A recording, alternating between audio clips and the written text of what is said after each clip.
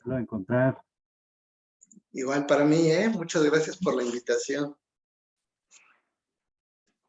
Muchas gracias por la invitación. No, al contrario, justo creo que es parte de lo que nos hacía muy necesario que pudieras compartirnos algo justo de lo que, acerca de la información. Y precisamente como estamos justo en este seminario sobre formación docente, pues creo que es muy importante tu presencia. Y se hacía muy necesario. Entonces, bueno,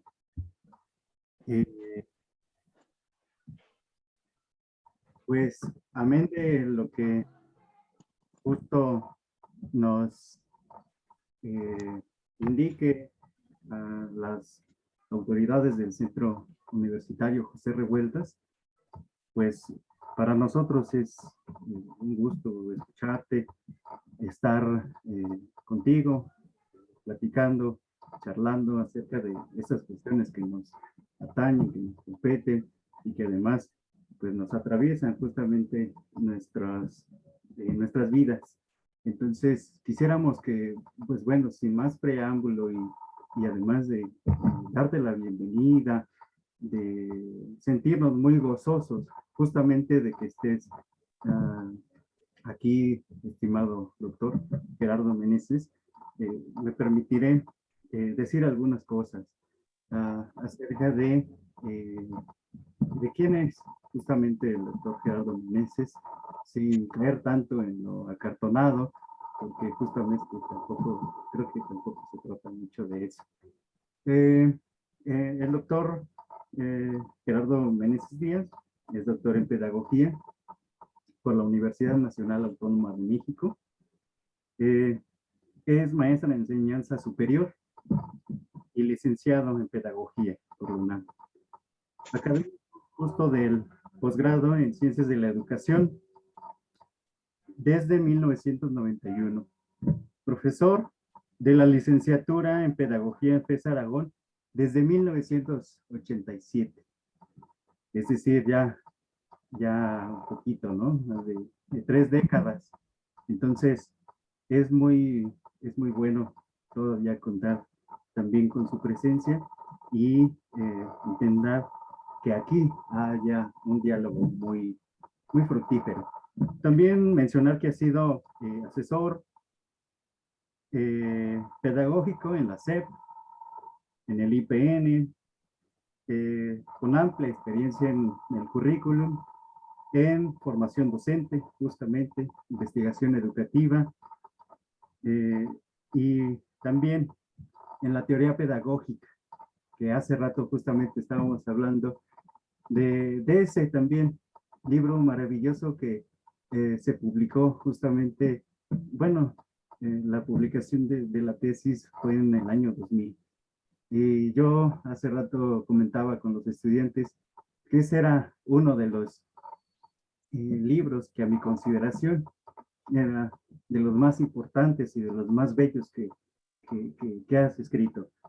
Gracias. También es un trabajo anterior que es epistemología y pedagogía, y también un libro que, bueno, tiene por ahí algunos otros volúmenes que son acerca del amor pedagógico.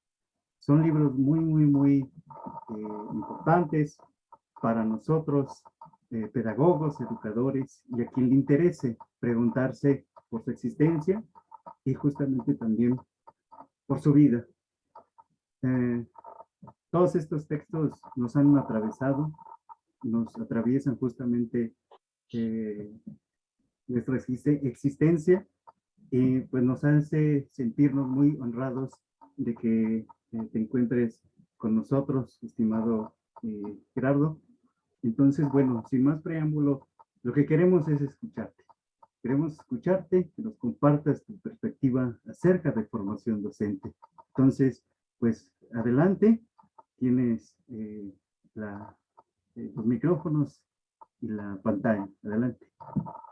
Muchas gracias. Espero que me escuchen con claridad. Si no es así, me lo hacen saber, por favor. Pues un abrazo muy grande a mi amigo Mario Salvador, todo el esfuerzo que implica coordinar esta universidad.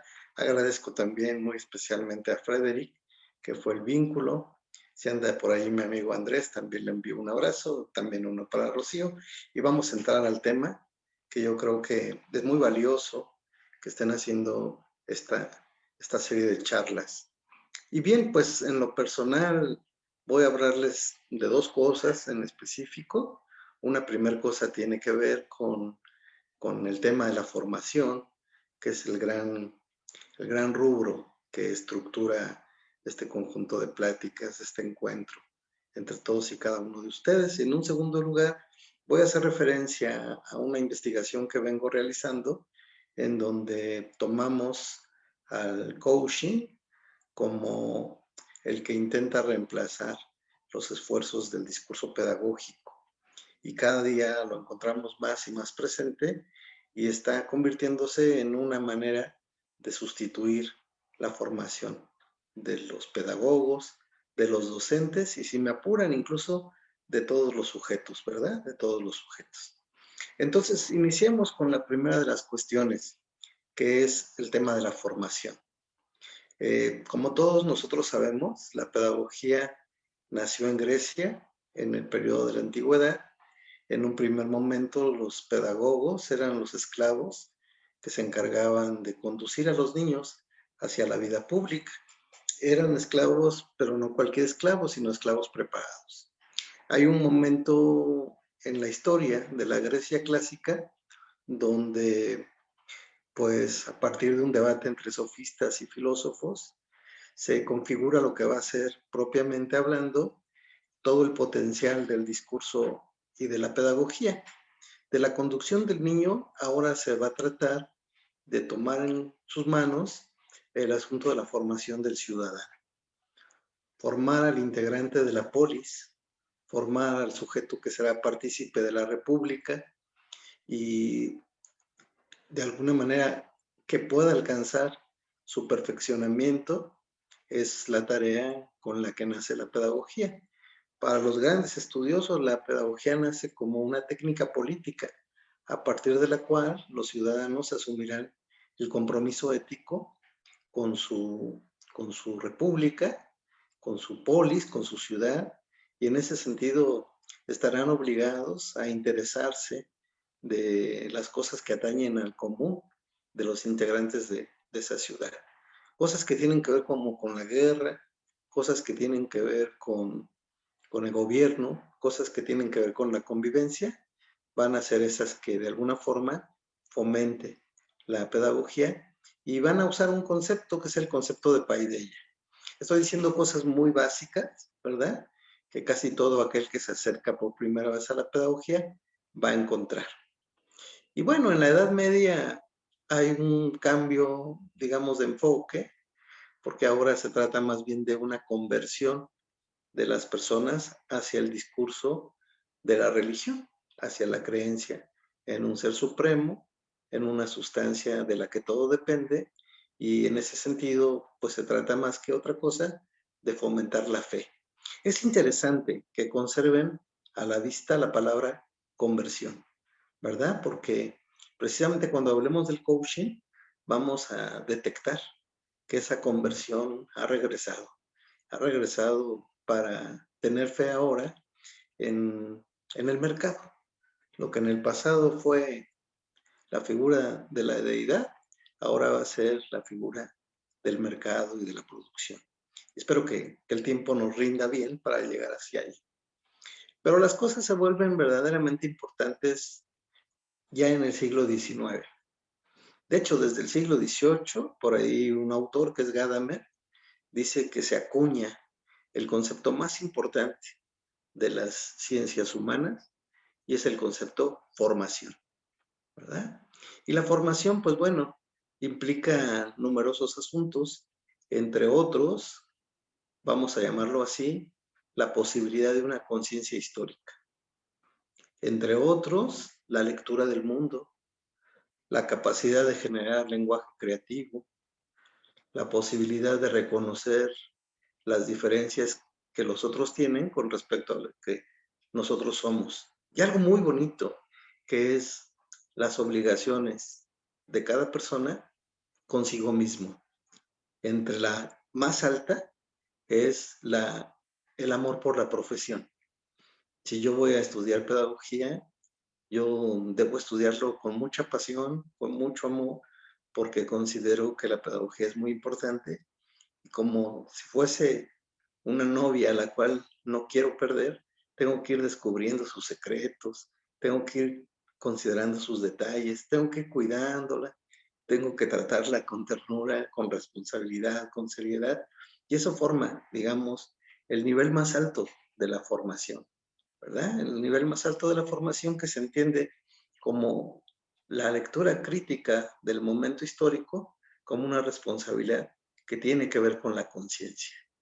Pero esto ocurrió especialmente en Alemania y para ello pues ya no se usó la palabra paideia, sino que ahora se usó la palabra Bildung. Yo estoy seguro que de ello ya habrán hablado con mi amigo Federico, ya habrán escuchado la palabra Bildung, ¿verdad? Que significa apropiación subjetiva y crítica de la cultura.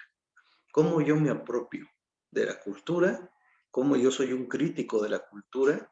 Y cómo yo, de alguna manera, me preocupo por mi identidad, que tiene que ver con mi relación crítica con la cultura. Esa historia es muy bonita, es muy hermosa. Hay muchas cosas que reflexionar al respecto, como por ejemplo, ¿cómo es posible que siendo el concepto Bildung un concepto alemán, finalmente en Alemania es donde se haya generado el discurso de los nazistas, ¿verdad? Del fascismo, de Hitler, etc. Pero por el otro lado, hay una fuerza más importante, que es la fuerza del capitalismo. El capitalismo logró avanzar una vez que utilizó a la ciencia y a todas las ciencias, sobre todo positivistas y experimentales, como el mecanismo a partir del cual expandir sus fauces, controlar a la población, someter y de alguna manera estandarizar las conductas. Y esto lo llevó a cabo a partir de la apertura de una institución, pues que era necesaria. Esa institución es la institución escolar. Como plantea algún autor, la escuela se constituye como una máquina de educar. Y tiene mucha razón en plantearlo así, porque la escuela va a tener varias estrategias o varios dispositivos que van a tratar de que las personas se conviertan a el tipo de sociedad en el que están inmersas. Fíjense que hacia el siglo XIX, unos ingleses definieron a la escuela como la máquina de la instrucción. Y en efecto, ¿no? Nosotros vamos a la escuela a aprender, a tratar de apropiarnos de una carrera y que nos permita tener un empleo y que nos permita ser personas que de alguna manera hagan algo por su país y hagan algo por los demás, ¿verdad? Y conforme hemos vivido los últimos años, pues hoy la escuela no tiene el significado que tuvo en el pasado. Hoy para la mayoría de las personas la escuela no es valiosa, lo cual a los pedagogos nos representa un desafío creciente. Hoy tienen más éxito las redes sociales que el mundo escolar, ¿verdad? Hoy son más importantes todas las cosas que tienen que ver con lo mediático y los viejos asuntos de la escuela como que han perdido mucha importancia. Y bueno, entre las estrategias que del mundo escolar van a intentar favorecer una socialización que responda a los proyectos específicos. Recuerden que estoy hablando del capitalismo, pues van a surgir los planes de estudio o el famoso currículum como el mecanismo a partir del cual se delinee el tipo de persona que demandan los sistemas económico-productivos. Y ahí se va a operar una situación tremenda. Lo que fue la Bildung, lo que era el desarrollo de la conciencia crítica, la apropiación subjetiva de la historia, ahora va a ser reemplazado por la educación.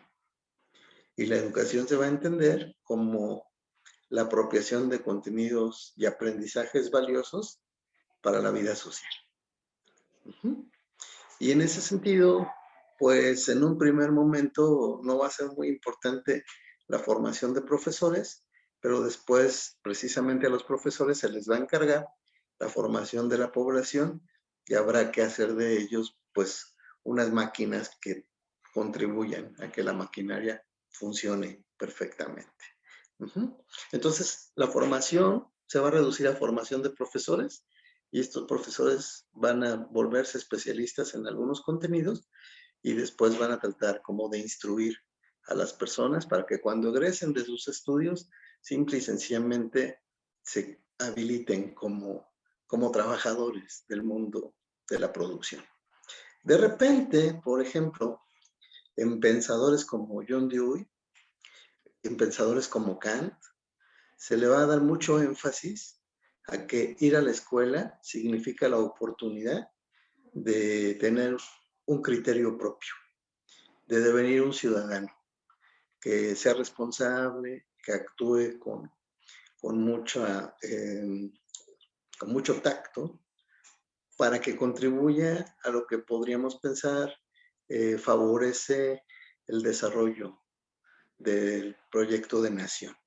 Y así ocurrirá en México, en América Latina, en Estados Unidos, en Inglaterra, claro, con la muy clara diferenciación de que hay países pobres, hay países menos favorecidos y hay países sometidos por las economías potentes.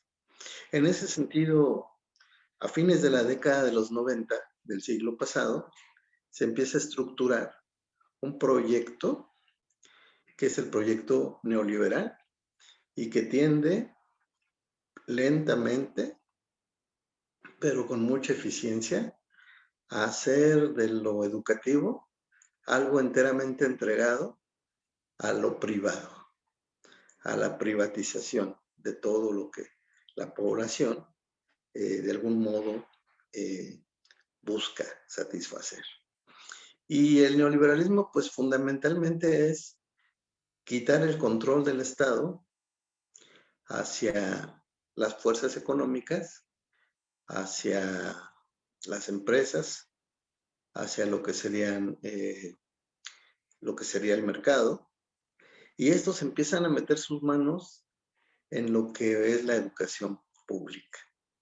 De hecho, 1990 se reconoce como la década perdida, porque ahí hay un cambio drástico en el modo de ser de la escuela pública. Ustedes están pequeños, pero aparece ahí también el asunto de la globalización. Y no es otra cosa más que la imposición de un modelo económico en el cual pues ya no hay posibilidad de lo colectivo, sino que va a haber determinadas características muy centradas en el individualismo, la competencia y algo muy impactante que ahora paso como a detallar, ¿no? He recorrido con ustedes de la paideia, que es el modo en que se entendía la formación con los griegos, después pasamos a la Bildung, después dijimos que el capitalismo convirtió o redujo la Bildung a la socialización e instrucción escolar, a eso le llamó educación, y estamos hablando de cuando se presenta una de las crisis y la recomposición de ese capitalismo, que es la sociedad del neoliberalismo y la globalización. Ahí estamos, ¿verdad? Y en ese sentido, quiero trabajar con ustedes algunos elementos que he venido investigando en los últimos 2 años y que, puedo decirlo de esta manera, magistralmente son sintetizados en un trabajo de Jorge Torres, un español, que, digamos, en el título de su obra ya se deja sentir lo que ha pasado con el asunto de la formación en los últimos años, ¿no? Esta es una obra del año 2018, es decir, hace 6 años, y el título del trabajo es las políticas educativas y la formación de personalidades neoliberales. Y de eso es de lo que quiero hablar, digamos, sucintamente con tres ideas, ¿no? La idea número 1, fíjense cómo está diciendo el título del trabajo. Saben, ahora ya no se forman ciudadanos, sino que ahora se forman personalidades neoliberales. En la medida en que se puedan uniformar las personalidades al estilo neoliberal de ver la vida, en esa misma medida el proyecto de sociedad funcionará bien. Es un proyecto que enriquece a muchos, enriquece a unos cuantos y empobrece a la mayoría de nosotros, ¿no? Para decirlo claramente. Esa es una primera cuestión. Ahora, lo que hace Jorge Torres es identificar cuáles son las características del sujeto con personalidad neoliberal.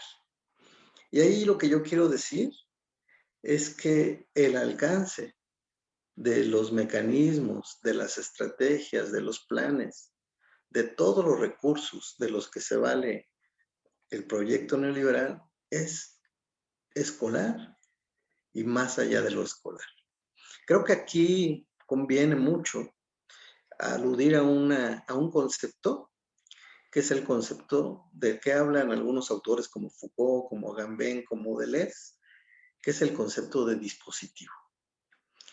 Y ellos entienden por dispositivo el conjunto de ideologías, de técnicas, de instituciones, de discursos, de imágenes, de prácticas encaminadas a la configuración de una forma particular de ser persona.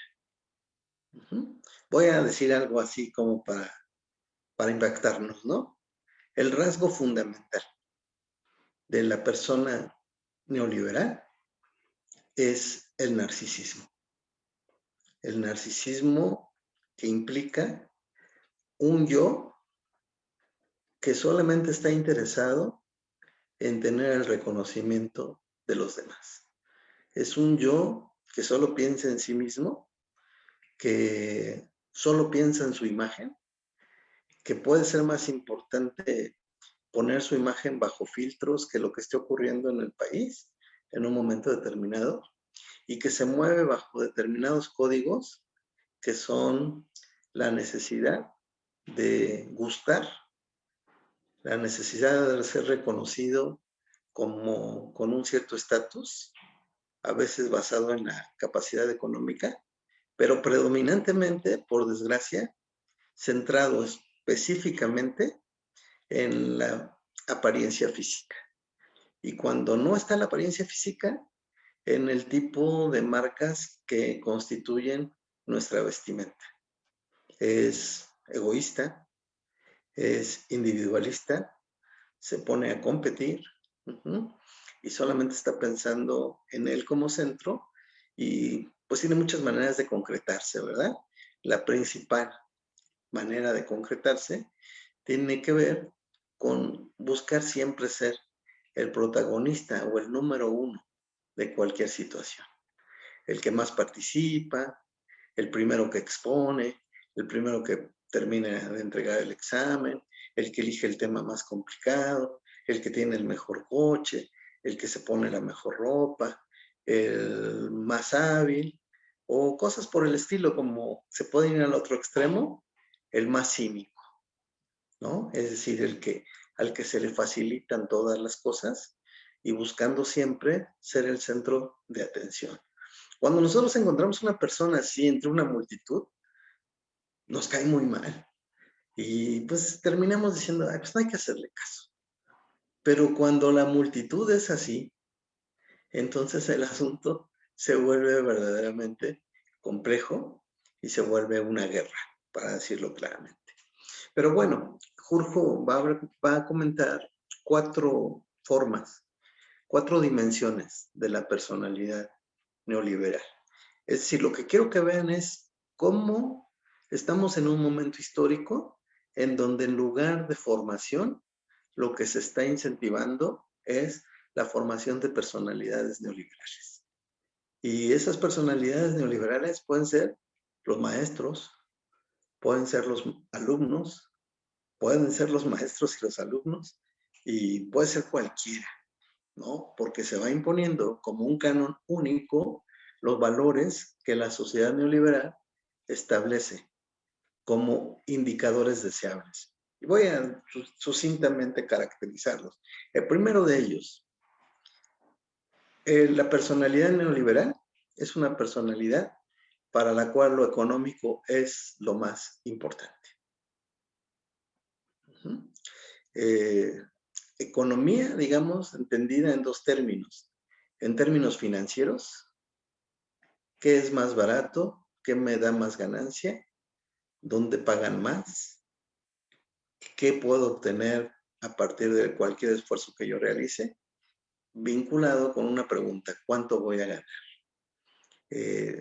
Pero también lo económico en términos del ahorro, ¿dónde hago un menor esfuerzo? ¿Dónde gasto menos? ¿Dónde el costo-beneficio resulta favorable?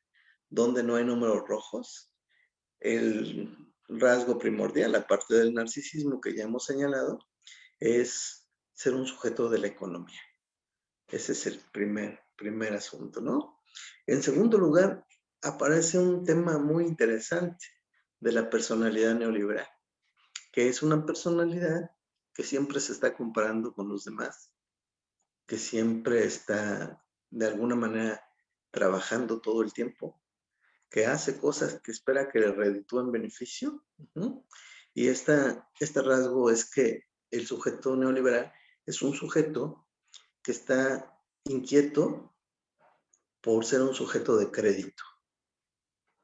Que me creas en lo que digo, que me otorgues un préstamo, que yo sienta que lo puedo pagar, que me endeudo con un auto, con una casa, que sea reconocido como una persona que puede cargar sobre sus hombros un compromiso crediticio, simbólico o real, y que en ese sentido me otorga un determinado estatus. Yo creo que es posible que ustedes ya vivan esas cosas, o si no, pueden preguntarle a personas que presuntamente son personas económicamente activas y verán cómo entre las charlas que llevan a cabo hablan de cuál es la mejor tarjeta de crédito o de cuánto saldo traen en el celular, por ejemplo, cada cuándo le ponen y cómo es su plan tarifario. Y en su defecto, pareciera que una persona es superior porque le otorgan mayor crédito a su tarjeta, ¿no? Y bueno, viene este asunto del endeudamiento. El tercer rasgo, se trata ahora de una persona que denomina él homo mathematicus, homo numéricos, que es una persona que todo el tiempo se está evaluando, que todo el tiempo está comparándose con los demás, ¿no? Que todo el tiempo de alguna manera presume su promedio, habla de cuánto tiempo puede tardarse en hacer alguna actividad, está todo el tiempo sometido a evaluaciones, porque de alguna manera la exigencia de ser sujeto de la estadística es propia del sistema en el cual se mueve, y sobre esa base va estructurando, ¿no?, lo que podría ser su lugar social. Los zapatos que yo traigo cuestan tanto, los que tú traes cuestan menos, por lo tanto yo soy mejor que tú. Yo soy el primero que pagó la colegiatura, tú lo pagaste al final, es más, todavía debes. Es muy probable que a ti te corran porque el valor en la escala social para ti no das el ancho con este compromiso, ¿no? Entonces, sujeto de crédito, sujeto de económico, sujeto de alguna manera matematizado, y ahora finalmente un sujeto que es el sujeto del esfuerzo, Como les decía hace un rato, es un sujeto que tiene 24 horas para vivir, de las cuales duerme 6 y 18 las ocupa en la búsqueda de prosperidad personal, y que, como dice algún bestseller, ¿verdad?, confunde la vida con el trabajo. Y es que hay un asunto bien interesante, que ya casi nos acercamos al final, ¿no? Creo que es un bombardeo de cosas y es muy interesante lo que podamos intercambiar. Pero el asunto interesante lo podemos cerrar con 2 ideas. Primera idea, estas características que van tipificando a una biografía como personalidad individual y ya no a una biografía como proyección de la conciencia en la historia, esta conversión de la ciudadanía en consumidor es posible a partir de 2 cuestiones. La primera cuestión es 3 fuerzas moralizantes a las que los actores de la sociedad se ven sometidos. La primera es el esfuerzo, ¿no? De hecho, quiero traer aquí a colación una obra de Byung-Chul Han, que se llama Psicopolítica, y lo que él estudia es los mecanismos que utilizan las sociedades para, lo voy a decir como es, hacer un lavado de cerebro e integrar a las personas plenamente a su conversión, recuerden la palabra conversión, al modo neoliberal de ser una personalidad. Y a eso él le llama psicopolítica. Y lo señala claramente. El sujeto de los tiempos actuales, el sujeto del coaching, el sujeto contemporáneo, es el sujeto del rendimiento. Su felicidad la cifra en su rendimiento. Esto es muy fuerte porque si yo soy estudiante, yo quiero tener un buen rendimiento. Si yo soy profesor, yo quiero tener un buen rendimiento. Pero lo que está diciendo este autor es que el rendimiento implica la ruptura de los vínculos con los demás, la enemistad, un poco el aislamiento, esto que yo he dicho con mucha frecuencia, híjole, quisiera ir, pero tengo mucho trabajo, ¿no? Y el énfasis puesto totalmente en el rendimiento. Y entonces la primera moralidad que se engulle a estas personas es la del esfuerzo. Solo puedes ser reconocido como sujeto de rendimiento si te esfuerzas. Y yo lo he dicho muchas veces en clase, ¿eh? Chicos, esfuércense, traten de ser los mejores profesionistas, lean más allá del plan de estudios. En el esfuerzo siempre hay frutos. ¿Vamos viendo? Es una cosa que viene desde 1895, ¿eh? Pero bueno, en los últimos tiempos se ha exacerbado y ha tomado como matices menos comprometidos con la construcción del nosotros. La segunda fuerza de la moralidad es lo que llama la moralidad de promesa. ¿No? Voy a decir algo atrevido. ¿Quién de nosotros no dice, es bien difícil estudiar una carrera, pero yo me comprometí y además le prometí a mis padres que iba a conseguir el título, ¿no? Y es más, ahí en el Face, ¿verdad? El chismógrafo número 1, publicamos el día que nos titulamos, decimos, aquí está, papá, ¿no? Es decir, yo me comprometí, yo de algún modo comparto que es lo deseable, es lo correcto, el esfuerzo y ahora el de alguna manera prometer, me prometo. Y en el coaching, que no estoy hablando de él, pero es el peligroso sustituto de la Bildung, ¿no? Ahora decimos, yo decreto que de aquí en adelante, ¿no? Voy a conquistar paso a paso, con toda mi entrega, lo que me está exigiendo el plan de estudios, la sociedad, mi familia, etcétera, etcétera. Y luego viene la última forma moralizante, que es la que tiene que ver con la culpa. Y que es muy interesante, ya voy a terminar con esta idea, porque desde el punto de vista tanto de Jorge como de Byung-Chul Han, la mayor parte de las enfermedades psicosomáticas de nuestro tiempo, en especial la depresión, pero también la frustración o también el desánimo, tienen que ver con que siempre hay alguien que destaca más que nosotros y entonces entramos en un sentimiento de culpa. No alcancé los estándares. Y en tanto no alcanzo los estándares, sí siento que es mi responsabilidad.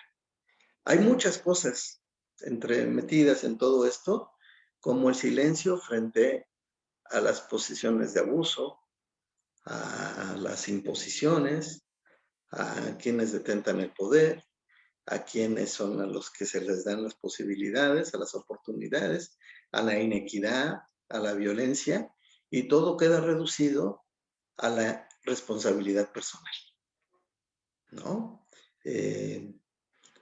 Estaba viendo algunos testimonios donde decían, esta persona canta mejor, pero su físico no es muy agraciado. Por consiguiente, el ganador de la contienda es este otro, que por cierto es familiar de este ejecutivo de la empresa, ¿no? Entonces, esa última moralidad de que como no respondes a los estándares eres culpable, genera muchos trastornos, mucho estrés e incluso muchas enfermedades, que son las enfermedades propias de la psicopolítica de los tiempos actuales. Para decirlo en una expresión, la formación actualmente está siendo avasallada por todos estos elementos que constituyen las personalidades neoliberales. Ya no me meto en más cosas como, por ejemplo, las rivalidades entre académicos, las rivalidades entre estudiantes, porque el punto capital es la competencia, y esto significa pasar por encima de nosotros, en tanto nos sometemos a una situación donde queremos ser la última Coca-Cola del desierto, queremos saber sin estudiar, queremos criticar sin argumentos, y se desarrolla mucho la labia, el cinismo, pero ya no lo que en el pasado constituyó y que sigue siendo importante, que es la formación. Y más si es la formación pedagógica, porque es la que salvaguarda lo que las generaciones infantiles construirán para su propio porvenir y para el de las sociedades mismas. Bueno, con eso cierro mi exposición, esperando que haya sido de su agrado, y si tienen algún comentario, estoy aquí a sus órdenes. Muy feliz de coincidir con mi amigo Frederick, mi amigo Salvador, y con todos ustedes. Muchas gracias.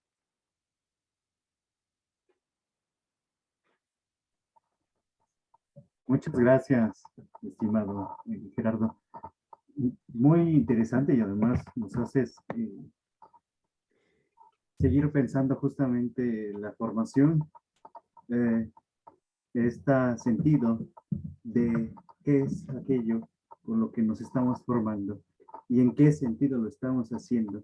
Y además, creo que justamente es justo a los estudiantes quienes están deseosos también por saber, por preguntar. Porque como les decíamos en la mañana, nos asumimos como personas que no sabemos, por lo tanto, deseamos saber. Entonces, por aquí ya veo la primer manita alzada. Si hay alguien que quiera participar, que quiera comentar, cuestionar, adelante. Me parece que el tema muy pertinente acerca de la formación, y entonces creo que si hay alguien que está deseoso por preguntar, adelante. Creo que por aquí veo a alguien de nombre Lucas. Si es posible prender tu micrófono, adelante. Ya lo prendí, no sé si me escuchan. Sí, adelante. ¿Le escucha? ¿Me escucha claro? ¿Sí Sí. me escuchan ustedes? Sí. Sí. Quería dirigirme a nuestro colega que acaba de exponer.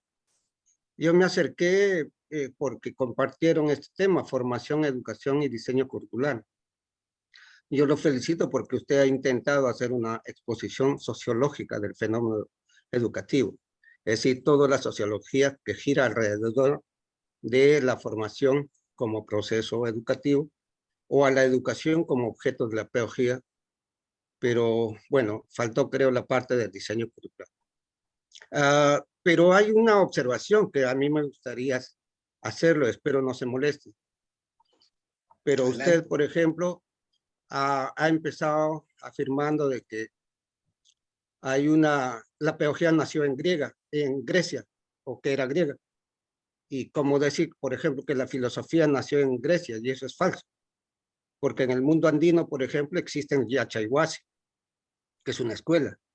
Y allí también habían, aunque en el mundo andino se llamaban amautas, no eran como los griegos que se llamaban didascos y pedagogos como usted le explicó. Sin embargo, a partir de allí en adelante, toda su exposición ha sido ajeno al desarrollo pedagógico en realidad, porque la pedagogía puede decir usted que nació en Grecia o en el Perú o en México, pero tiene que hacer una exposición a partir de la pedagogía, porque yo debo suponer, salvo que me equivoque, usted es un buen sociólogo, pero dudo de que haya entrado al tema de pedagogía, porque la pedagogía es una ciencia, es una teoría que tiene mucha antigüedad. Por supuesto que los griegos fueron los primeros en cuanto eran filósofos, ya que los esclavos, como usted dijo, no tenían esa posibilidad de hacer ciencia o hacer pedagogía. Y entonces a partir de ahí le he escuchado atentamente, he hecho todo el esfuerzo de rescatar lo que usted expone, pero no he tomado la pedagogía, me extraña, porque grandes pedagogos en la historia tenemos. Usted debe recordar a Rousseau, el Emilio, debe recordar a Pestalozzi, cómo Gertrudis enseñaba a sus hijos, debe recordar a Comenio, la didáctica magna. Ellos son los fundadores de la pedagogía, pero usted ha señalado cosas totalmente distintas, no voy a decir opuestas. Y entonces, a partir de todo lo que ha expuesto, otro detalle, ¿no? A mí me gustaría que usted, por ejemplo, traduzca qué entiende, cómo se traduce el famoso bullying o cómo se traduce coaching, porque la palabra no ha cambiado nada. Nosotros en el español preciso tenemos una traducción precisa de ellas. O sea, suponer que la pedagogía ha cambiado porque se introdujeron términos o neologismos de ese tipo, no significa que la pedagogía avanzó. La pedagogía es una ciencia, tiene sus leyes, se refiere a la formación de la persona, pero cuando usted lo lleva a la escuela, tiene que entender que en la escuela no sucede la educación en sí misma. Lo que hay en la escuela es un proceso instructivo, un proceso de enseñanza-aprendizaje. Yo no creo que usted no sepa, lo sabe, pero dado el tema y dado el auditorio, debería exponerlo de ese modo, porque si yo soy un estudiante que por primera vez llego a la facultad, al aula de pedagogía, caramba, lo que usted me ha dado es una visión sociológica, pero estrictamente pedagógica no ha hablado. Y luego tenemos, por ejemplo, después de los clásicos, Pestalozzi, Comenio, Rousseau, tenemos el gran movimiento de la escuela nueva del final del siglo XIX, inicio del siglo XX, Washburn, Kilpatrick. En el caso peruano, por ejemplo, yo soy de Perú, no soy de México, y conozco Perú más o menos. En pedagogía nosotros tenemos pedagogos como José Antonio Encinas, como Germán Caro Ríos, y supongo que en México también las hay, pero ustedes deberían hacer eso, ¿no? Presentar la pedagogía en el sentido universal y luego ligarla con los pedagogos y las experiencias mexicanas. Pero hable de pedagogía, mi estimado, de la ley de la formación, de la acción educativa, la acción pedagógica paralela. ¿Por qué le digo esto? Porque su exposición sociológica plantea como si usted creyera que la escuela va a resolver problemas sociológicos. Es cierto lo que usted dice respecto a la personalidad neoliberal, pero la personalidad neoliberal no nace en la escuela, no es culpa de la escuela, es culpa del proceso. Por ejemplo, México tiene un estado cuasi narco, eso lo sabe todo el mundo, pero ese problema no lo va a resolver la escuela. En este preciso momento, por ejemplo, en mi experiencia del Perú, gracias a la pandemia sabemos que los estudiantes hoy no leen ni escriben. Estos 2 años ha sido un descenso brutal de los aprendizajes. Sería bueno que usted piense sobre eso. Los niños no saben leer y escribir, no saben sumar, restar, no saben resolver problemas. En el nivel superior no conocen o no se desarrollan en las competencias profesionales o el protocolo de la especialidad. Y aún más, no saben investigar, porque lo primero que hacen cuando llegan a la universidad no les enseñan investigación, sino les enseñan filosofía, con Popper, con Lakatos, con Feyerabend. Creí que usted iba a entrar por ese lado. No quiero ofenderle, como le dije al inicio, pero creo que la recomendación, cuando usted se dirige a los primeros estudiantes de una facultad de educación, por favor, explíquele qué es la educación en el sentido de objeto de estudio de la pedagogía. Imagínese que usted habla de física. Tiene que hablar estrictamente de física. Arquímedes, por ejemplo, Galileo, por ejemplo, Newton, por ejemplo, y así por el estilo. En biología o en microbiología tendría que hablar de Spallanzani, de Koch, pero no podemos intentar hacer una exposición sociológica eliminando el fenómeno principal, el objeto principal, que es la educación. Y ya escuché a un compañero suyo de la UNAM días antes, fue desastroso otra vez. Y hablan del coaching, ¿cómo se llaman los otros? Bueno, usted dijo del bullying, no sé cómo le llaman, yo soy pésimo en inglés. Y no lo uso justamente por eso, porque son cosas que no han cambiado. Hablan de neuropedagogía, por ejemplo, y no han descubierto nada en absoluto. Esa es mi recomendación, ¿no? Si ustedes se están dirigiendo a futuros profesores, dale lo que ellos se merecen: pedagogía, educación. No hagan sociología, no hagan antropología, no hagan filosofía. ¿Por qué? Porque la pedagogía tiene su propia especificidad como objeto de estudio. Tiene sus propios pedagogos, los que lo investigan, los que construyen o han construido las experiencias educativas. Todo lo que usted ha explicado, eso no es culpa de la escuela. Todo lo que usted ha explicado es culpa del mercado, de la organización, del contexto capitalista. Y eso es lo que quería, ¿cómo se dice? De repente, no sé si aportar, pero sí observar, porque es un abuso que cuando yo llegue a la facultad, y lo digo por última vez, cuando yo llegue a la facultad de educación, crea que lo que acaban de darme es lo último. Y no es eso. Está realmente distorsionando, está destruyendo la racionalidad en educación. Gracias, amigo. Muchas gracias. Sí, gracias. Puedo hacer un comentario, supongo, ¿verdad? Bueno, claro. Creo que nadie es poseedor de la verdad absoluta. Y en ese sentido, todo lo que he presentado el día de hoy ha sido desde la pedagogía.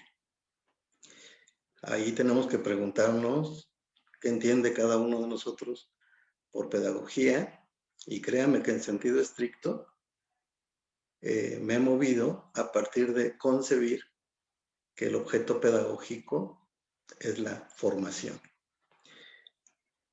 La educación, como lo señalé en la charla, empieza a ser concebida como objeto pedagógico a partir del paradigma positivista del siglo XIX.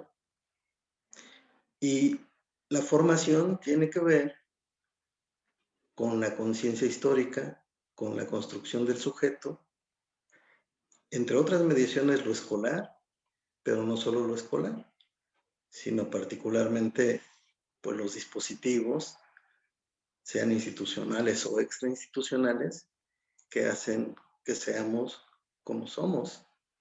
Lo pedagógico, discúlpeme usted, no se reduce a la cuestión técnico-educativa, aunque a veces tenemos que vernos obligados a hablar de ello. Pero si algo he hecho esta tarde, es hablar desde la pedagogía, como pedagogo que soy. Y yo le invito a que se repiense, que no regañe, ¿verdad? Eso es bueno, no regañe, que no estamos para regañar, estamos para intercambiar puntos de vista. Pero ya que usted hace sugerencia, yo también le sugiero que investigue más sobre sociología, porque hoy no se ha hablado en lo más mínimo del tema sociología.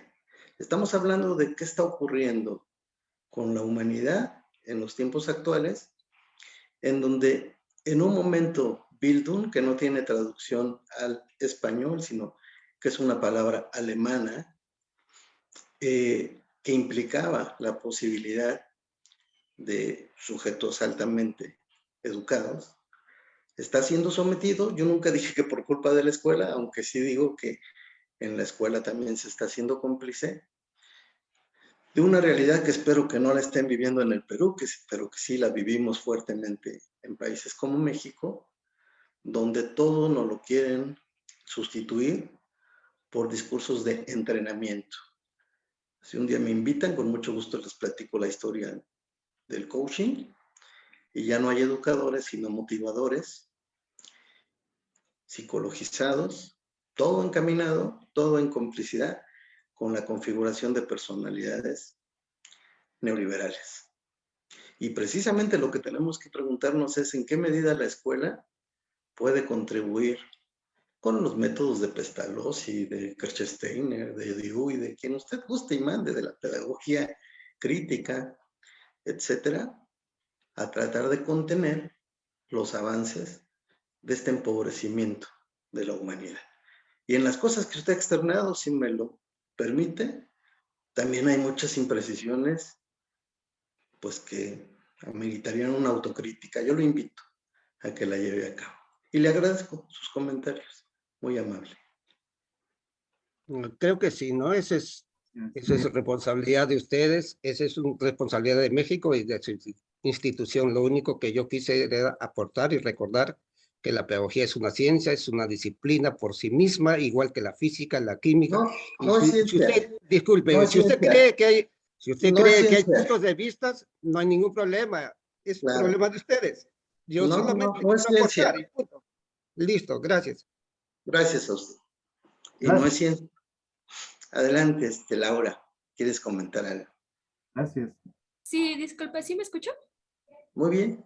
Ah, bueno, gracias. Bueno, a mí me pareció muy interesante. Me encantó poder inscribirme a un poquito de esta materia porque a mí me ha llamado mucho el interés, el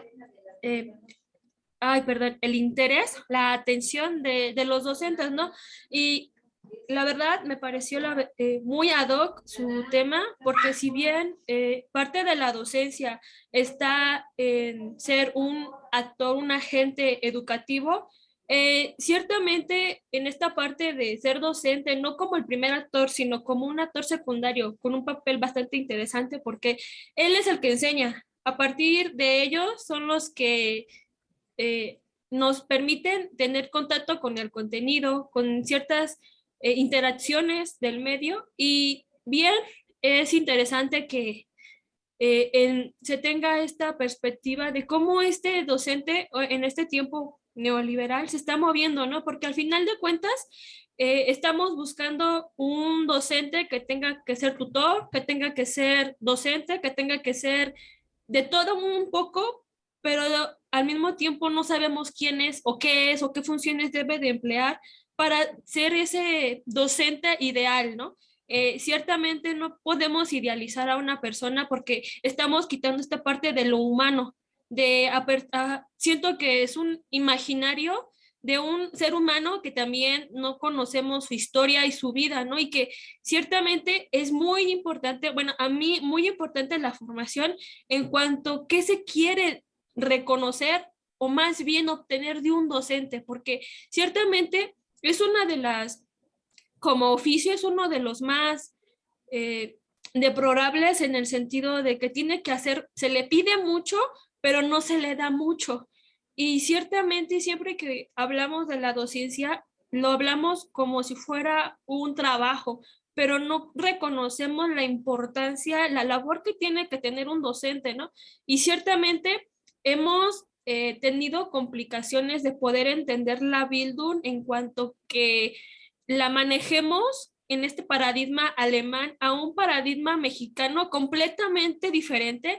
Yo siento que estamos rompiendo de una manera cruel a un contexto que realmente no se acerca a lo que quisiéramos que pusiéramos ser, ¿no?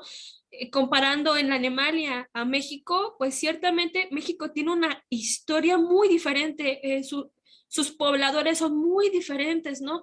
Y si bien, porque me ha gustado mucho y he podido con otras investigaciones leer, yo no sabía, yo no reconocía al autor de Guillet y a Manuel Flores como uno de los principales pedagogos, no como tan pedagogos, pero que sí han influido en la educación mexicana, pero también me llega a llegar una controversia, ¿no? Habíamos, o entiendo más o menos la Bildung como algo personal, algo que se debe de manejar en uno mismo, pero entonces, esta es mi pregunta. En parte, ¿la escuela está formando o está solamente educando? Porque ese es algo que a mí me da controversia. ¿Estamos formando en la escuela o estamos educando o en realidad ya no hay espacios para formarse afuera, ¿no?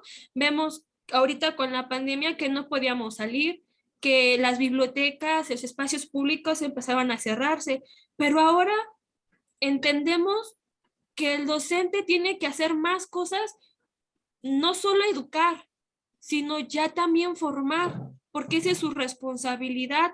Pero entonces la escuela viene a ser el único espacio para que el ser humano empiece a encontrarse a sí mismo, pero no solo encontrarse, sino como los planes vienen siendo educativos y más el de AMLO, a formarse para la vida. Pero no sé, o sea, es más complicado, es más complejo, pero sigue siendo un tema de interés, un tema de suma importancia. Y muchísimas gracias, la verdad me encantó, me súper encantó y muchísimas gracias por prestarnos este espacio. Gracias, Laura Angélica. Pues voy a hacer este comentario con el que creo que cerramos la actividad, pero tiene varias aristas. Arista número 1.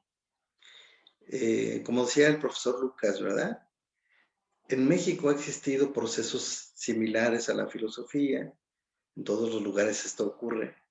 Pero Occidente fue el que le dio el nombre de filosofía. También Occidente fue el nombre fue quien le otorgó el nombre de pedagogía.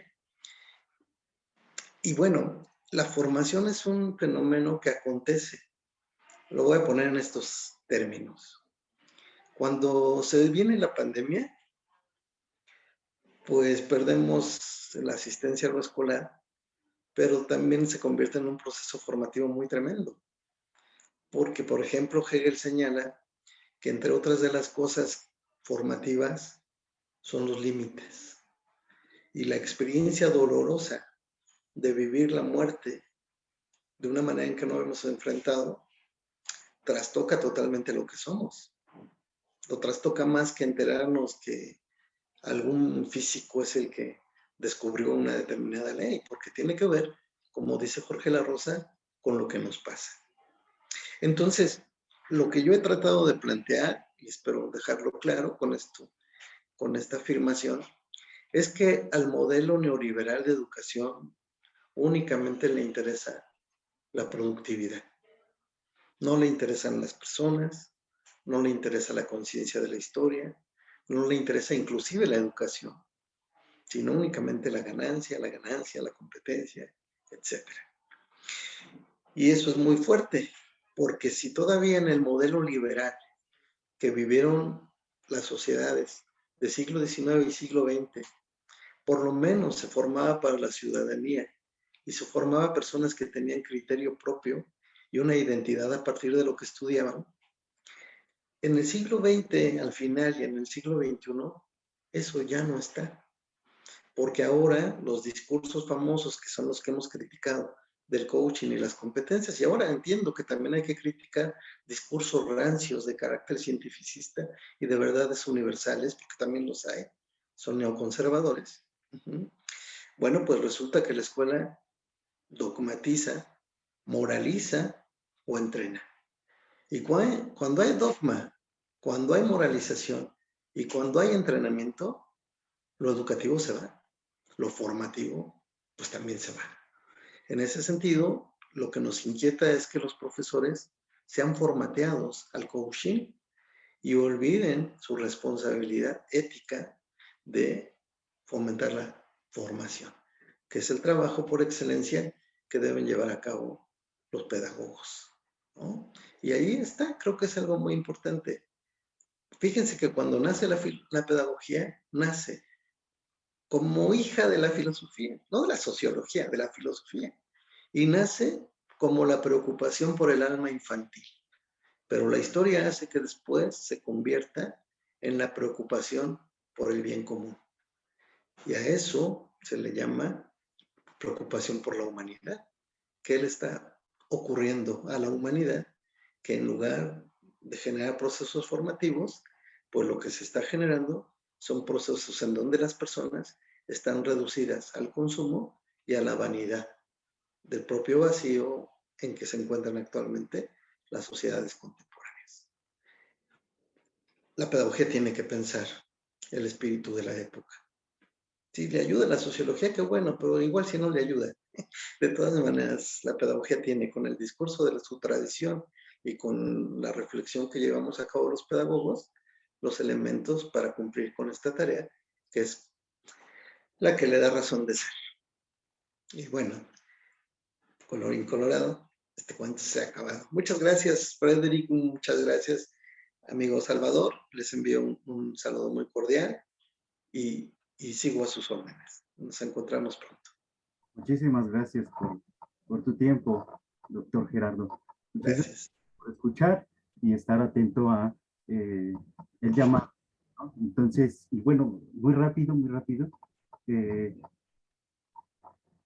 hacemos este también reconocimiento a la exposición, ¿no? Que nos compartiste, donde además, justamente también con esto último que comentaba nuestra compañera Laura, y con lo que tú decías en este sentido también eh,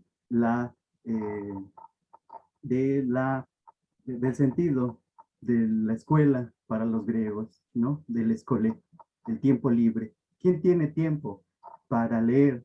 ¿Quién tiene tiempo para discutir la formación? ¿Quién tiene tiempo simplemente para discutir? Entonces, pues te agradecemos mucho, te hacemos este reconocimiento por haber estado, te agradecemos muchísimo tu tiempo. No sé si hay algo que agregar, si no, pues... De mi parte, mi gratitud, me aprecio como siempre. Muchísimas gracias. Y bueno, también continuando justo con las actividades, a continuación tenemos una presentación de una película. Entonces, eso es lo que vamos a continuar y pues bueno, los invitamos a que se queden con nosotros. Muchísimas gracias.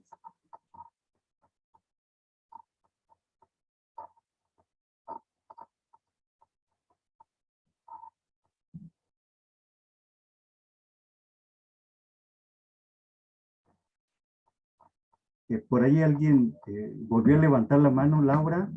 No sé si quieran anotar alguna cosa. Omar. Sí se puede. Es que, no sé, ¿será posible, perdón? ¿Me escuchó? Sí, adelante, compañero Omar. Qué gusto que estés aquí. No, hombre, al contrario, yo nada más quiero felicitar y me da mucho gusto. Creo que ya se desconectó Gerardo, ¿verdad? Sí, Todavía, ya... Bueno, quería saludar a Gerardo y por supuesto a ti, Frederick. Que qué buena onda que abran esos espacios.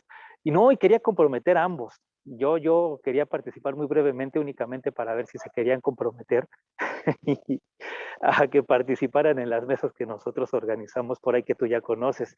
Era la invitación sobre un tema que ya aquí ahorita salió en la mesa, el coaching, que me parece es de alta relevancia, lo llevemos a mesa de discusión, los pedagogos, ¿no?